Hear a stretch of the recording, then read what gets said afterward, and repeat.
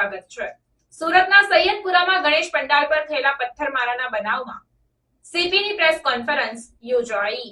હાલમાં શ્રીજી મહોત્સવ ચાલી રહ્યો છે, ત્યારે સુરતના સૈયદપુરામાં ગણેશ પંડાલ પર થયેલા પથ્થરમારાના બનાવ બાબતે સીપી દ્વારા પ્રેસ કોન્ફરન્સ યોજવામાં આવી। પથ્થરબાજોની ઉશ્કેરણી કોણે કરી તે દિશામાં તપાસ જારી છે। સીપી અનુપમસિંહ ગહેલોતે કહ્યું કે 28 આરોપીઓને આ બાબતે પકડી લેવામાં આવ્યા છે। સાથે જ ઘટના સંદર્ભે 3 અલગ અલગ ગુના નોંધાયા છે। જે સગીરો છે તે ઘટના સ્થળથી 3 કિલોમીટર દૂર રહે છે અને સગીરોને ઉશ્કેરણી કરનારા તત્વોની શોધખોળ પણ ચાલી રહી છે।